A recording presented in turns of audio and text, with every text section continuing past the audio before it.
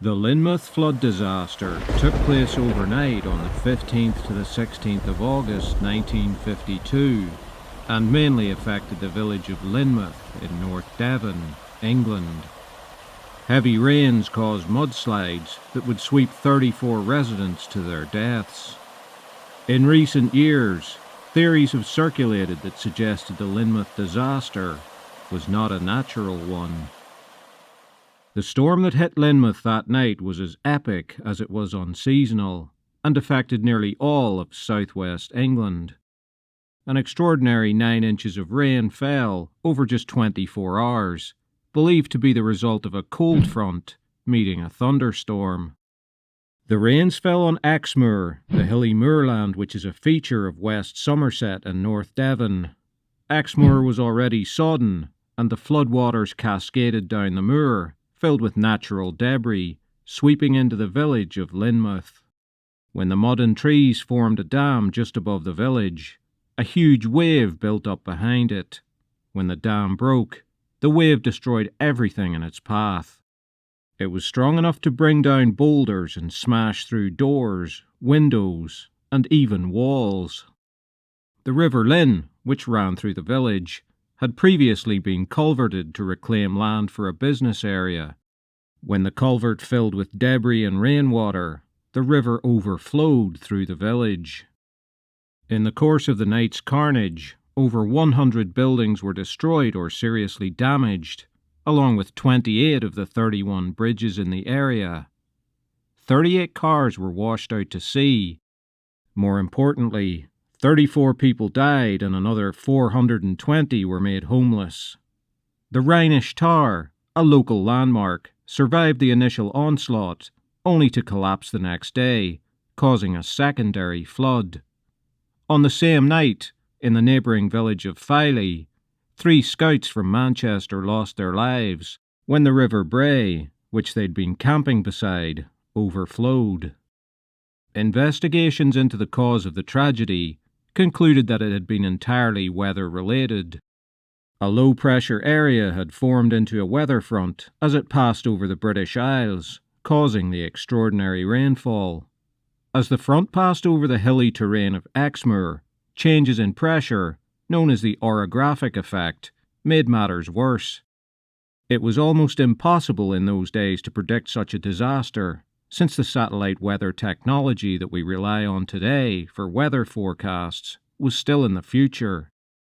It was not the first time that Lynmouth had been flooded, although the earlier similar deluges had taken place way back in 1607 and 1796.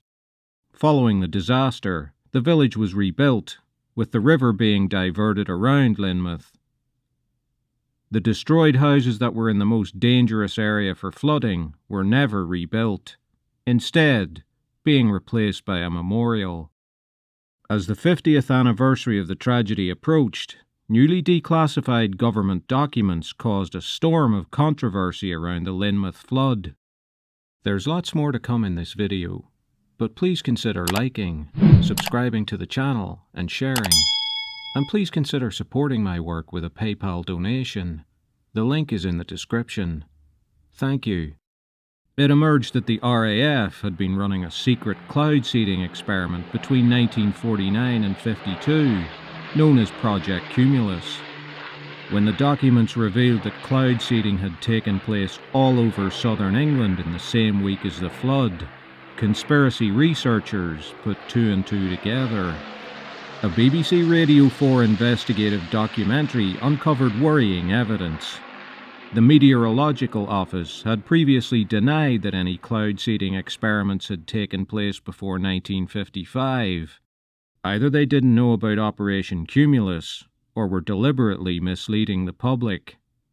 The documentary spoke to RAF pilots who had taken part in the operation, who confirmed that dry ice seeding had produced heavy rainfall within 30 minutes. RAF logbooks confirmed their story.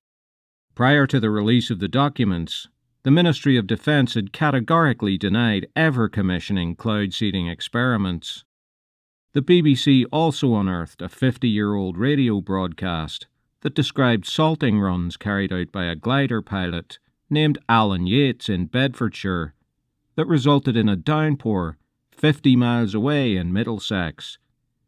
Yates said this at the time: "I was told that the rain had been the heaviest for several years, and all out of a sky which looked summery. There was no disguising the fact that the seedsman had said he'd make it rain, and he did. Toasts were drunk to meteorology, and it wasn't until the BBC News bulletin about Lynmouth was read later on that a stormy silence fell on the company." Strangely, the RAF cancelled Project Cumulus directly after the Lynmouth disaster. Declassified minutes from a War Office meeting on the 3rd of November 1953 discussed the usefulness of cloud seeding.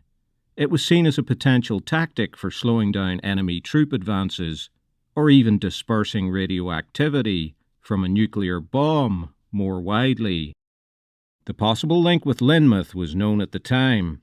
Questions were asked in the House of Commons about liability or the prospect of compensation. Other memos of the time showed that the Ministry of Defence was concerned that a link may be established. At the turn of the century, the British Geological Survey set out to find any evidence of cloud seeding in the soils around Lynmouth. They didn't find any there, however they did find silver, a constituent of silver iodide, a cloud seeding chemical, in the River Lynn. It was not conclusive proof, but it was intriguing. Campaigners have asked intermittently for a full inquiry into the events surrounding the Lynmouth flood, but in recent years, the controversy has faded from the public mind. Meteorologists of today have largely been scathing about theories that suggest the flood was anything other than a natural event. Running counter to this are the untruthful government denials about cloud seeding, the panic in the Ministry of Defence after Lynmouth, and the clear evidence that cloud seeding was taking place around this time.